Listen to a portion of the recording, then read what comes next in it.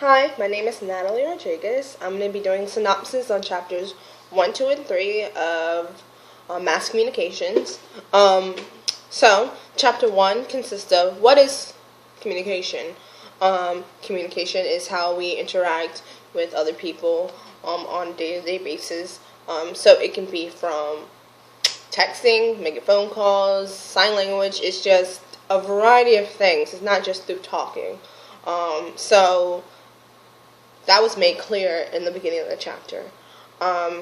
Another thing they pointed out was, should we study communication? Should we study how it is in the workplace versus at home or on a social network? How does our communication, how we communicate with people change?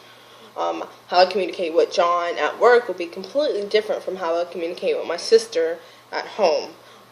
So that was one thing that was pointed out in the textbook. Different components of communication. So we have our source. So A, let's just say A is our source. B is our receiver. So A is going to be the person that starts the conversation. Hi, how are you doing?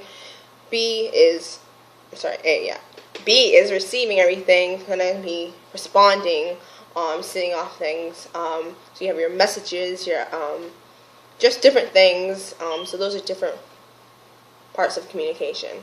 One thing that stuck out to me was myths of communication, which I really never thought of before. Myths would be like, we can say something and take it back. No, we cannot do that. Once we say it, it's out there. It's floating in the air. So I thought that was just one interesting thing, myths of communication. Chapter 2 spoke about perception. Perception on how, well, first off, perception would be how we perceive things, how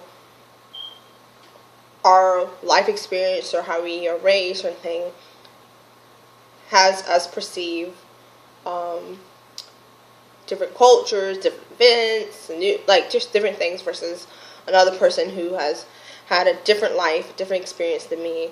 And they did talk about stereotypes, how we can't let our views on something cloud how we communicate. So we may think one thing, but we just can't say it, or we have to respect, I guess, in a way,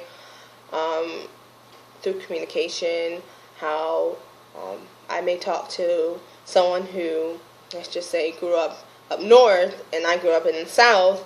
I can't just say, oh, northerners are rude and loud or anything. You speak in a different manner, not just what you think. So that was mainly chapter 2. Chapter 3 was more about self-concept, self-identity, more so, that's kind of self-concept, your self-esteem, how you go about communicating with someone. Depends a lot about how you are as a person. So sometimes I feel like I'm a very confident person. I can communicate with someone very well. And also knowledge on what you're communicating with someone about. If you're more cultured on a subject, or you know more about something, you're going to communicate more so well. I know a lot about history. I'm going to communicate with someone who's a history major or likes history like me way more than I'm going to communicate well with someone who is a chemistry major. It's just, that's not just how your knowledge on things shapes who you are and how you are as a person. Another thing I got from self-concept is we can change ourselves. We don't always have to stay one way. Just because, we were raised that way doesn't mean we need to stick that way. If you have a biased belief on something, it can always change.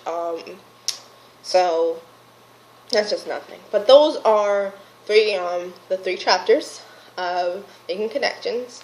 We have what is communication, which is how we interact with people, not just through talking. Perception, how we perceive what we're taking in, and self-concept, our confidence as a person, and how we communicate. So those are, that is my synopsis on chapter 1, 2, and 3. Again, I'm Natalie Rodriguez. Thank you for tuning in.